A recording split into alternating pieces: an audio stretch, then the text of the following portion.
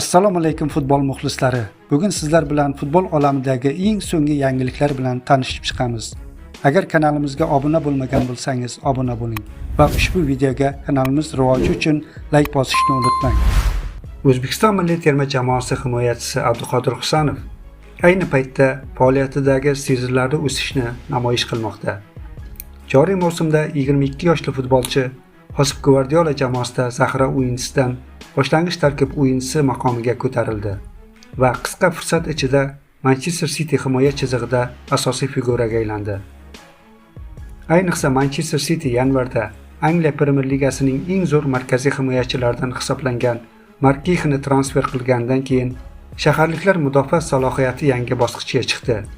Abduqodir Husanov va Markixi tandemi o'ta murakkab uchrashuvlarda ham ishonchli himoyalanmoqda va jamoa muvaffaqiyatlariga katta hissa qo'shib kelyapti. Bugungi kunda Husanov Yevropada faoliyat olib borayotgan eng zo'r markaziy himoyachilardan biri sifatida e'tirof etilmoqda.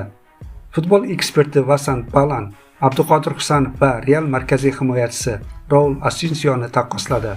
Jurnalistlar undan sizningcha kim kuchliroq, Husanov yoki Asensio degan savoliga quyidagicha javob berdi. Qarang, Abduqodir Husanov so'nggi yarim yil ichida Liverpoolga qarshi Enfieldda yuqori darajadagi o'yinlarni ko'rsatdi. Hatto Realga boy berilgan har ikki uchrashuvda ham, goh Madridda bo'lsin yoki Manchesterda u sarosimaga tushmasdan, xato qilmasdan o'ynadi. U shu darajaga yetdi. Endi faqat karyerasining boshidagi kabi mayda xatolar qolgan. Abduqodir hozir murakkab vaziyatlarda ham umuman shoshib qolmaydi. Ikki pozitsiyada o'ynay oladi. Hozir Abduqodir haqiqiy ishonch ustuniga aylangan. Ya'ni u tarkibda bo'lsa, hammasi joyida bo'lishiga ishonasan. Shuningdek, u doim himoyachilarni juda yaxshi qo'llab-quvvatlaydi. Shuning uchun Husanovni tanlayman.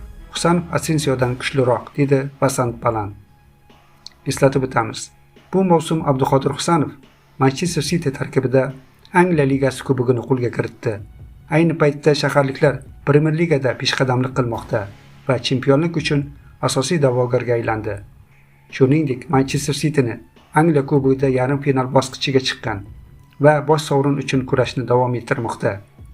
Bundan tashqari Abduqodir Husanov joriy mavsumda yanvar va mart oylarida Manchester Cityning eng yaxshi futbolchisiga atalgan sovringa ega chiqdi.